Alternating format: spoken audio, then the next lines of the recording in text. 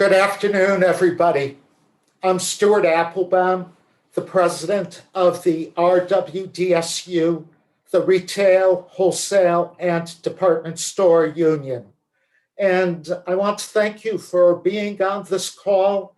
And I also want to thank you for the extraordinary coverage throughout the United States and throughout the world of the first phase of this campaign. Today's announcement by the NLRB may not be what we wanted, but sadly, it is one that many have come to expect. Our system is broken, and Amazon took full advantage of that. But make no mistake about it, this still represents an important moment for working people. And most importantly, people should not presume that the results of this vote are in any way a validation of Amazon's working conditions and the way it treats its employees. Quite the contrary. The results demonstrate the powerful impact of employer intimidation and interference. We will be calling on the Labor Board to hold Amazon accountable for its egregious behavior during the campaign. Amazon misled and manipulated workers. They lied and tried to game the system. Not only did they take full advantage of our terrible labor laws, we contend that they broke the law repeatedly in their no-holds-barred effort to stop workers from forming a union. We will be filing multiple charges with the Labor Board, and we are confident that the charges will be upheld. Despite overwhelming odds, workers here in Bessemer have stood up to one of the most powerful companies in the world, to the planet's richest man. And they were heard. This is part of a much bigger story. The announcement today does not signal the end to our efforts to change the way Amazon treats its workers. What has happened here has inspired workers throughout the United States and around the world. No union election in decades has received this much attention. That's because this was never an ordinary union election. It transcends this one workplace and even this one company. The campaign garnered worldwide attention because it shows with painful clarity the profound imbalance of power, fueled by corporate greed and racism between workers and large corporations. And it also brought into high relief the total failure of our laws to protect workers when they try to form a union. Despite this outcome, many of the workers here have shown real courage. They have stood up and spoken out, and they have shown just how much needs to be changed. The struggle in Bessemer was and is as much a civil rights struggle as a labor struggle. The Black Lives Matter movement and other civil rights activists joined with supporters throughout the labor movement and came together here. It is a powerful coalition that harkens back to the energy and hope of the civil rights era. And what's more, the workers here revealed just how powerful corporations will stop at nothing and will readily spend millions of dollars to deny workers a voice. Amazon's ruthless anti-union campaign, mandatory hour-long anti-union lectures, inescapable anti-union propaganda, the barrage of lies and misinformation, the manipulation. It's not something any of us can ever unsee. But in a real sense, despite Amazon's relentless bullying and dirty tricks, workers have shown what can be possible and what needs to be fixed. With their historic campaign, Amazon workers have done something incredible, and we will continue to move forward to build on what's been accomplished here. There were a lot of extraordinary people working on this effort, people who poured their heart and soul into building real power for the workers here. But there was nobody with a bigger heart and who brought more passion to this work than Mike Foster, Big Mike. Mike has been an RWDSU member for 19 years. He joined the Retail, Wholesale, and Department Store Union working at a poultry plant the union had organized here in Alabama. He is now a vice president of the union, a gifted organizer, and for a lot of workers in Bessemer, Mike was the face of the union. Mike, I want to thank you for all that you do and will continue to do. And with great people like Mike in this, I know we can continue to move mountains. Mike.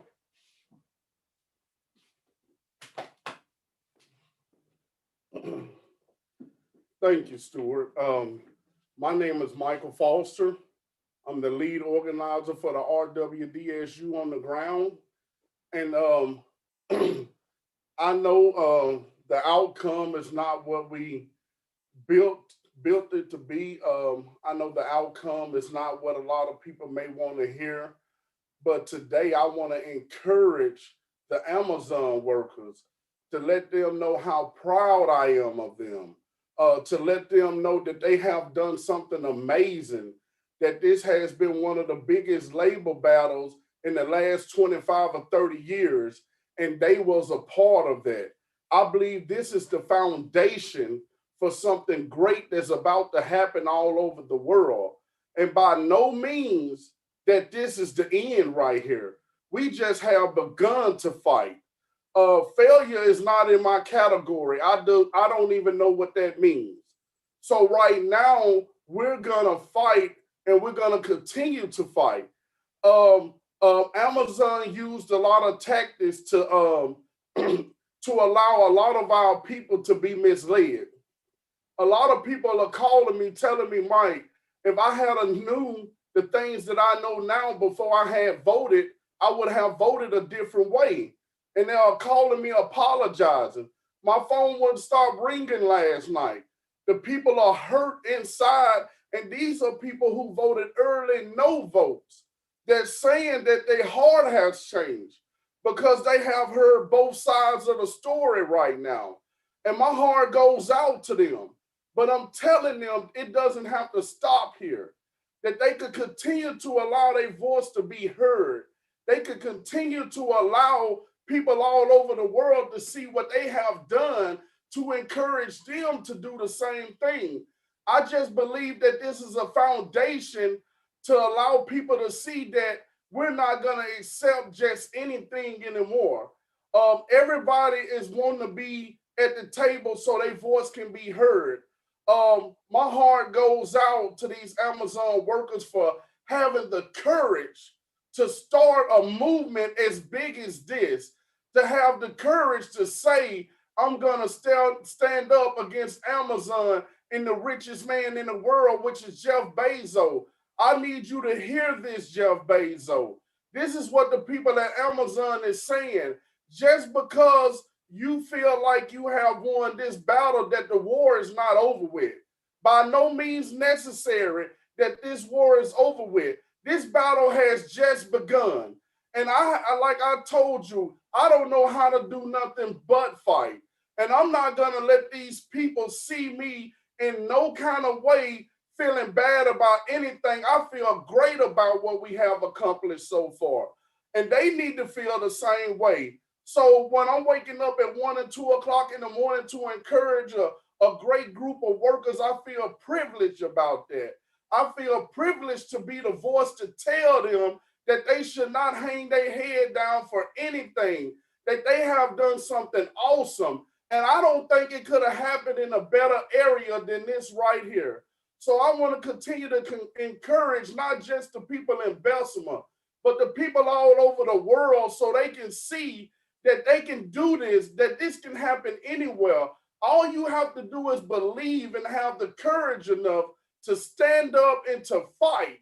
Allow your voice to be heard. Allow your voice to allow other people to have the courage to stand up and fight. And I believe that's what's happening right now all over the world. I see people who standing up and fighting simply because of what they seen happen here in Bessemer, Alabama. And I want to tell the people in Bessemer, Alabama, all over the world, people who's walking out right now in different facilities that want their voice to be heard. I just want to tell them, thank you. Thank you for standing with us. Thank you for having the courage to want more. And my heart just goes out to everybody. But the last thing that I need to make note of is that I always said, no matter what the outcome here on this battle, that we have set the tone, that the labor movement is alive right now, that Black Lives Matter is alive right now. We will not be oppressed by billion-dollar industries anymore. We're going to stand up and fight, and we're going to fight till we can't fight anymore. So let's continue this fight, a good fight. Thank you.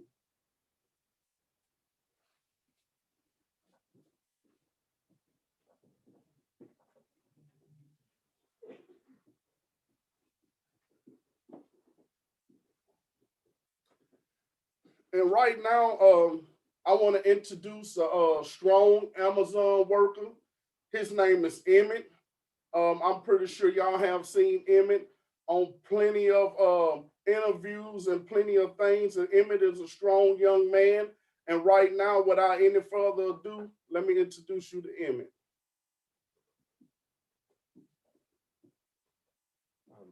Hello, everybody. Like Mike said, my name is Emmett, and I'm an Amazon worker. And I just wanted to speak to everybody today about what has happened. Of course, we're going to be feeling a lot of different things right now. Of course, we're going to be disappointed, frustrated, angry about the way this election has turned out because of the being misled and manipulated and lied to. But not only are we feeling that, I'm feeling hope and joy today, like Big Mike said, and people who've talked before me today, that this is just a spark that has started a fire across the United States. But like Mike said, the labor union is alive, and we will keep fighting. We still have to go to work tomorrow. We still have to work next week. And this experience has bonded us. And if this election, if we had to lose this election here in Bessemer for people across the United States to succeed, that is the point. Our time will come around again, and next time we will win. But at the same time, we have done so much. We have inspired so many people. We have gained so much support in Congress and across the United States for things to change. Things will not stay the same after this point. And we will keep going, and we will keep fighting, and we will build a bigger community and more support for labor and workers in factories, in facilities, everywhere.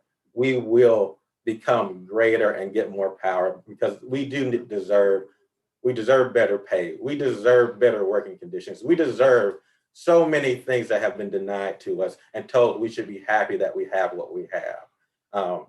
We don't ask if it is right. We just say, this is what you deserve. And it's not right, and we deserve more. So we will keep our heads held up. We will keep fighting, we'll keep moving. And it's not over. It is just the beginning. And people will continue to fight and continue to talk. And it's only a matter of time before things change and change for the better.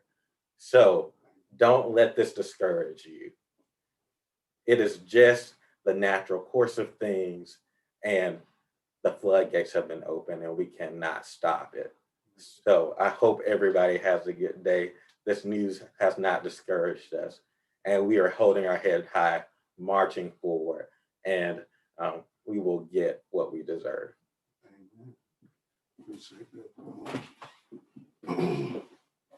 Appreciate that, Emmett. That was wonderful and powerful. Right now, I have another Amazon worker, a wonderful, strong Black woman. Her name is Linda Burns. She's also an Amazon employee. So without further ado, Linda Burns.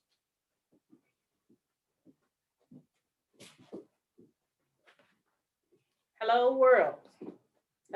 Hello, all my fellow Amazonians. I just want y'all to know I'm not discouraged like Mike and my other co-worker, Emmett. After what Emmett said, I am not discouraged. I'm happy, I'm proud, because like I said, this is the beginning.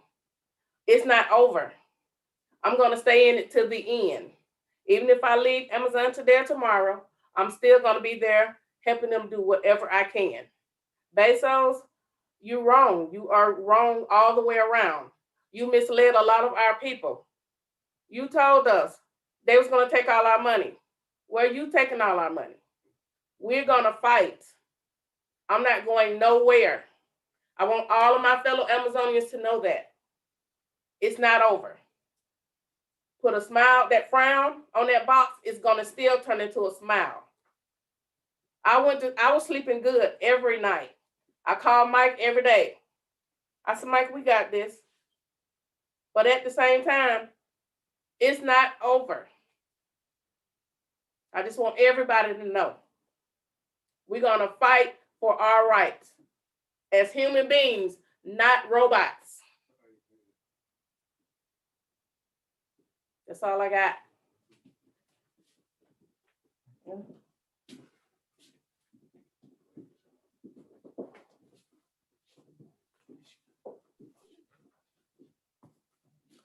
Amazing people have been involved in this campaign, absolutely amazing people.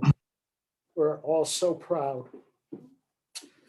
Throughout this campaign, we have been humbled by the extraordinary support we have received. Other unions, elected officials, civil rights leaders, faith leaders, community groups. But the workers at Bessemer had no greater ally in their fight than the national AFL-CIO and its president, Rich Trumka. From day one, Rich was there with us. He believed in what was happening here, and he and the staff of the AFL-CIO were with us every step of the way. Rich is a great leader and friend, and the U.S. labor movement couldn't have a better person leading us as we fight to build real power for working people. Our brother, Rich Trumka. Thank you, Brother Stewart, for those kind words. And more importantly, thank you for your tremendous friendship and your earnest leadership and your unwavering commitment to worker empowerment. And to the RWDSU members and heroic Amazon workers who made this election possible, I want to thank you from the bottom of my heart. Look, this is not the outcome any of us hoped for. And trust me, I know it hurts.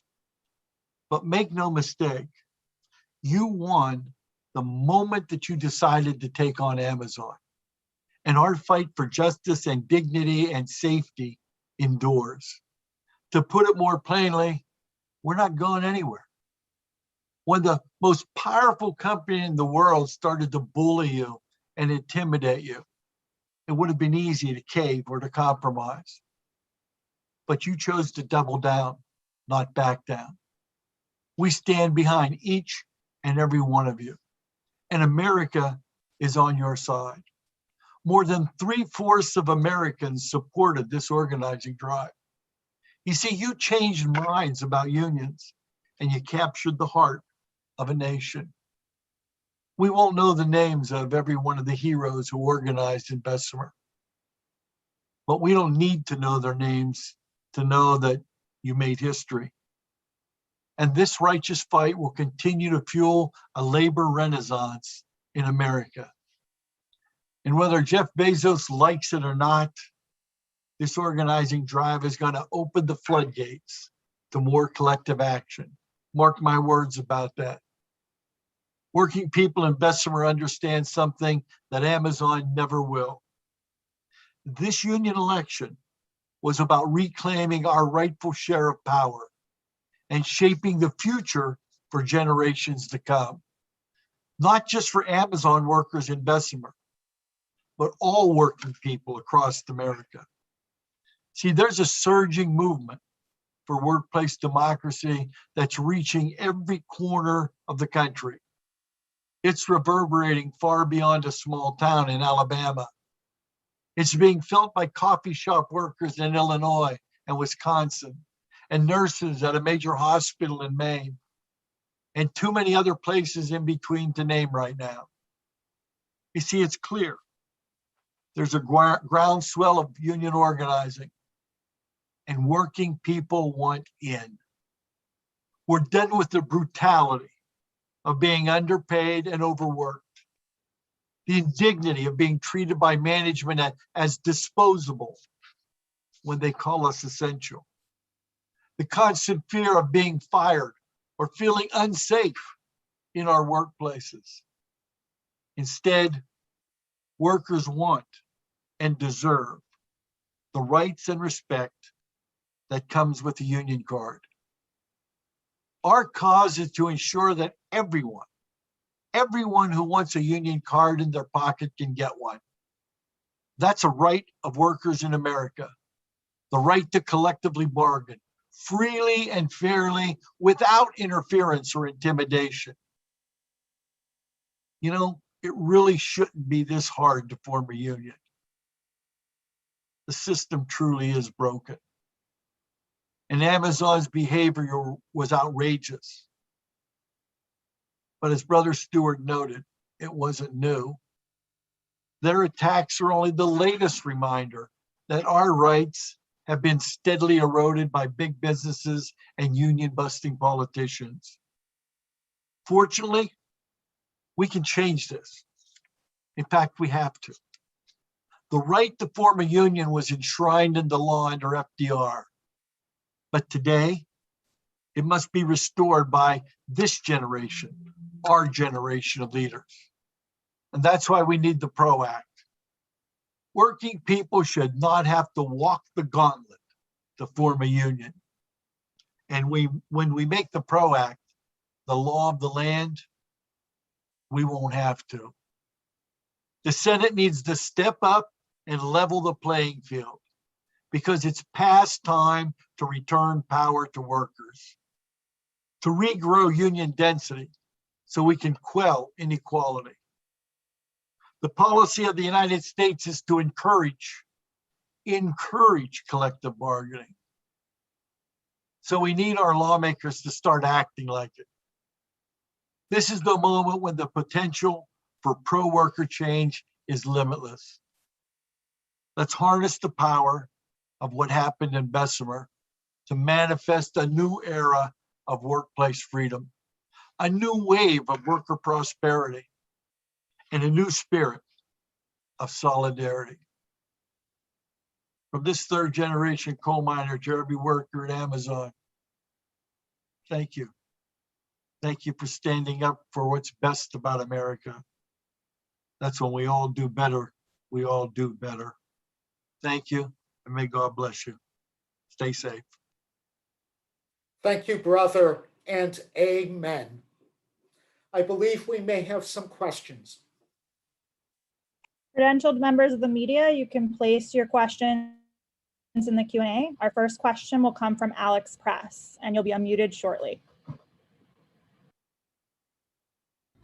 Hey there. I had a question for any of the Bessemer workers on the call who spoke about what they have to say to other Amazon workers right now, who I've heard from several are, very demoralized by this result. So concretely, what would you tell them to do?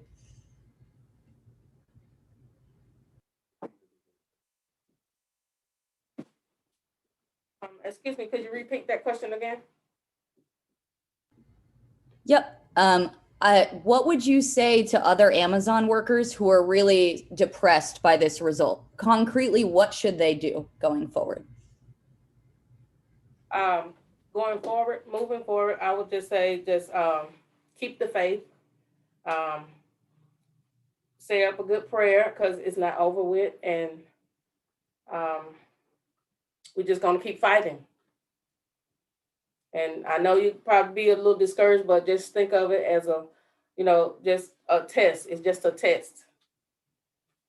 Because at the end of the day, moving forward, it's going to get better. And they just keep the faith.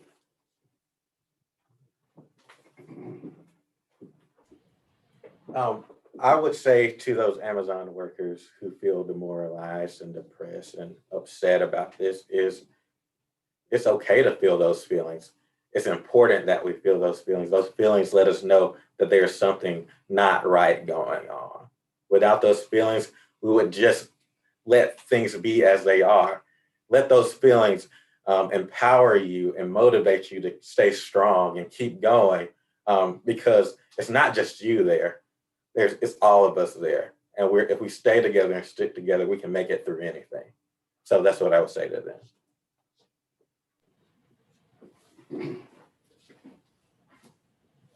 Thank you. Next up, we have Michael Sion.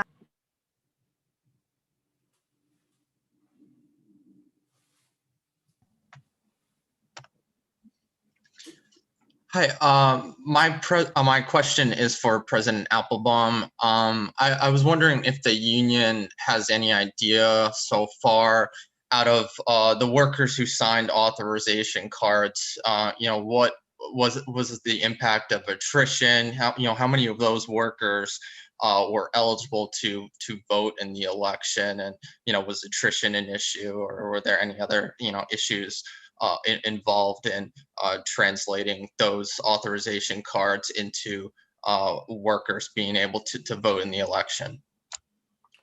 We don't have the numbers of people who've been fired or are no longer there. Those are numbers that Amazon has. I know that they claimed during the vote counting that certain people had been terminated, even though they were still working at the facility that very day. But you also have to recognize, too, that Amazon has an extraordinary turnover rate of more than 100% at its facilities around the country. That's because people can't take the work there and they leave. What I think you saw in the results, despite the number of people who signed cards, was a real fear that they were going to lose their jobs if they voted for the union. And that's because they felt that Amazon knew everything they were doing and even how they were voting.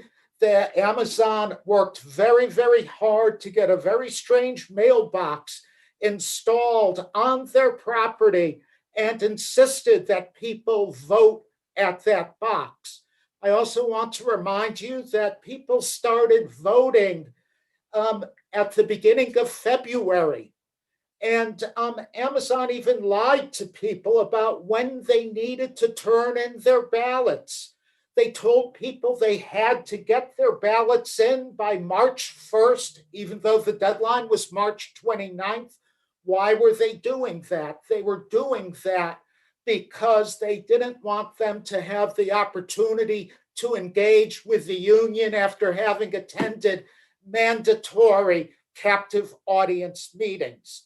The other reason there was a difference between the number of people who signed cards and who voted for the union was because Amazon was telling people that the facility might close if the union won the election.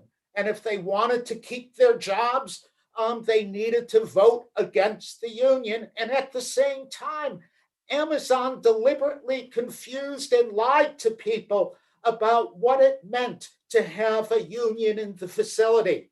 They told people it was going to cost them hundreds and hundreds of dollars a year. If the union were voted in, we'd be taking their money from them involuntarily for them. And that's a lie. Their whole website was based on that lie. Their website was do it without dues, when Alabama is a right-to-work state, and Amazon knows and Jeff Bezos knows, in a right-to-work state, nobody has to pay a penny to the union unless they voluntarily choose to do so. But Bezos told them that if the union came in, it was going to cost them hundreds of dollars. For all these reasons, I believe, and many more, you saw a difference between the number of people who signed cards before the intimidation and interference began and the number of people who voted for the union. Whitney Kimball.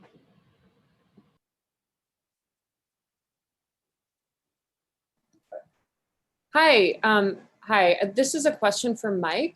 I was just wondering roughly how many calls you had received from people who said that they regretted their no votes, and what was the main reason cited for voting no?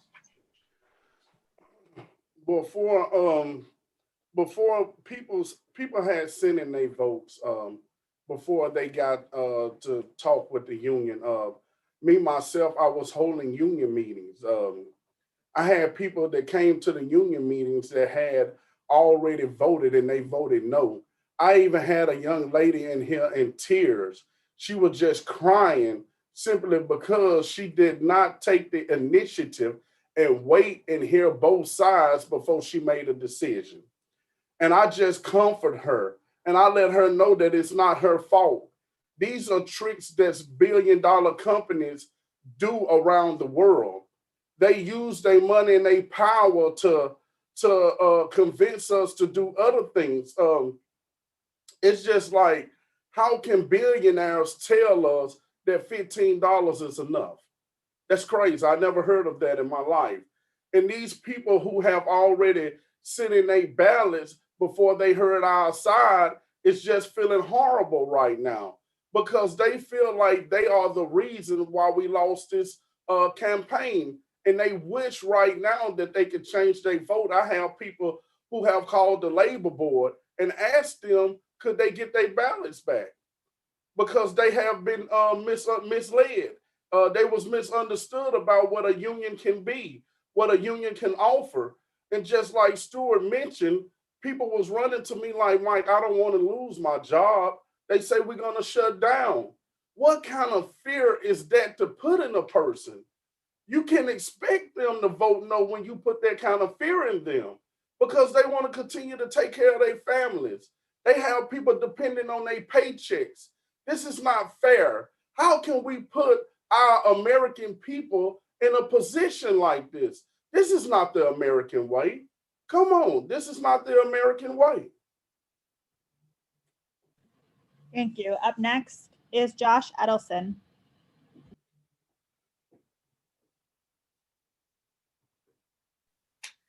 Thank you. A question for Stuart. Given the issues you've identified with US labor law and the NLRB process, is there anything that you would change about the strategy or tactics in this campaign, whether in terms of the point at which the union filed the election petition, the pool of eligible voters that the union agreed to, the choice to use the NLRB election process in the first place or otherwise? In some ways, we didn't have a choice we were afraid that if we were forced to delay the election, it would be a long, long time after litigation and appeals before we even got to the point where we could hold the election. And so we agreed to include some categories of workers in the vote, large numbers, who in other circumstances we might have opposed, but we felt we had no choice. I think the timing of the election was right. I think that there is a moment in American life right now that this campaign captured. I think that what we have seen is revulsion to the extraordinary inequality in our society, personified by the staggering personal wealth of Jeff Bezos. I think people were inspired by the focus on racial injustice, which was a big part of this campaign, inspired by the focus in Black Lives Matter. I think people are worried about how surveillance is used in the workplace and the power of big tech, especially the power of Amazon. And I think that this was the right moment to bring to the American people all these issues, and the right moment for the workers in Amazon to be fighting for their rights in the workplace. We've seen a lot of focus on the way workers are being treated as robots. And that has to be confronted. Their humanity needs to be respected. And that's why we felt that we needed to move ahead when we did. I would have hoped that there had not been a pandemic going on at this time or at any time. And the pandemic made it somewhat more difficult to hold meetings with people and to do as much in-person campaigning as we would have liked to. But I am really proud of the campaign that was waged, proud of what so many people were able to accomplish and how they have laid the foundation. And let me emphasize, we're not going away. This is the first phase of the campaign, and we're going to stay engaged. Just a reminder to folks in the media, put your questions in the Q&A box. Next up, we'll have Jay Green. Stuart, you said more than 1,000 Amazon workers have reached out to the RWDSU during this campaign to learn about organizing their workplaces. I'm curious what you've learned from this campaign that you will take to those organizing drives, and if you have any expectation of launching new campaigns going forward. Well, I see that this campaign has resonated with workers all over the world. We've heard from large numbers of workers in the United States, and we've also heard from workers in other countries who want to find out how they can stand up to Amazon. What we've also learned from this campaign is that the same concerns here in Bessemer are the concerns that people everywhere are feeling. It's Amazon workers in Italy and Germany went on strike, and they were saying the exact same things, although in a different language than the workers in Bessemer have been saying. I think that we have been encouraged by this campaign to actually increase our efforts, because we learned from this campaign how the message resonates and inspires so many people. The other thing we have learned from this campaign is that we have to work hard for labor law reform. This was not a fair fight in any way. And an employer should not be interfering with a worker's decision on whether or not to join a union. that's a decision for the worker. It's not a decision for the employer. Next up, Joe Maniscalco.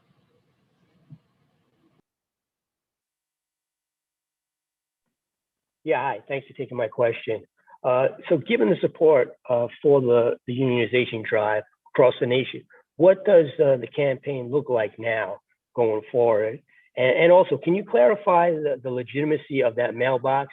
Did the NLRB say that it could not be on Amazon property? And if it was on Amazon property, why is it even being counted? A Dropbox creates all sorts of problems, and the board clearly said when Amazon requested that they could not have a Dropbox because it creates the impression of surveillance. A Dropbox is on the company's property. Workers are used to having every motion they make surveilled throughout the day. Cameras are outside. And I think it also gives people the impression that Amazon, not the government, is conducting the election. And I think it also created, unfortunately, the opportunity for Amazon to illegally harvest votes. And we have evidence of that, that we will be presenting, that Amazon harvested votes in direct violation of the law. So the board said, no Dropbox, no Dropbox. And Amazon decided to ignore that. And what they did was they coerced people in the post office to put some form of mailbox, which was refitted on Amazon property, which was in effect a Dropbox, just what the government said they could not do.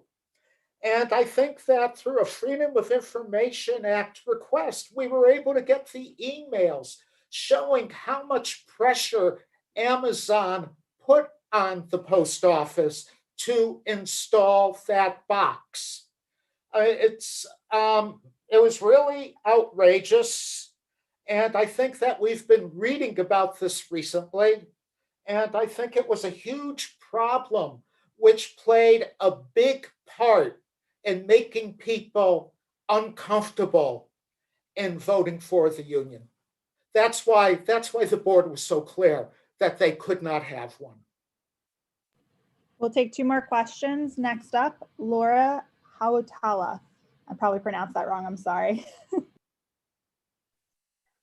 That was very close. Thank you. Thank you for taking my question. I'm a reporter at CNET, and I'm wondering if either of the workers, Linda or Emmett, can speak to what it would be like if the NLRB rules in the union's favor and orders a redo of the election, which maybe Stuart can confirm that is one of the potential remedies if the NLRB rules in your favor.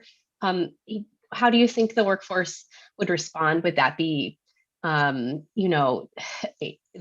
already been a pretty big deal for everyone to go through one election. How would two elections go? I think if the election was able to be recounted or redone, that we would see a change in the tides. That now that people have the information and know what was going on and how we were misled, that the workers would vote in favor of the union. Like Mike said, people are regretting their decision because they didn't have all the information. So, of course, I know Amazon's going to do everything in their power to keep from having that happen.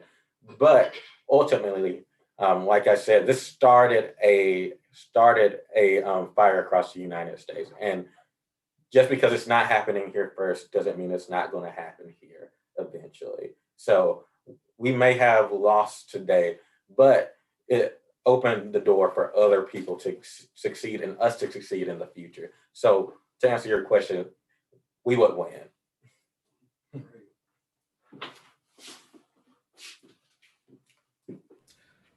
We believe that a rerun election is going to be very likely. We don't know when it will be, but I think under current labor law, people feel that they can just break the law pretty much with impunity, without serious repercussions for what it is they do.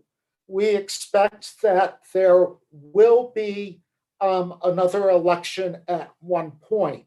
Also, I think that if Amazon considers this a victory, I think they may want to reconsider it because at best it's a Pyrrhic victory. Look at what has happened during this period. We've exposed atrocious working conditions at Amazon for everybody to see. We have shown a spotlight on the ways that Amazon goes to crush union organizing. And hopefully this is going to lead to new legislation. And it's, I think, Jeff Bezos, bless his heart, did not come out of this election unscathed. People know who he is and what it is he's willing to do to workers and to people trying to form a union. Our next and last is Caroline O'Donovan. Oh, hi there. I just kind of wanted to build a little on Jay and Josh's question about strategy going forward and the folks around the country who have reached out. Would you pursue this process, this NLRB election process, at other Amazon facilities in the country, do you think at this point?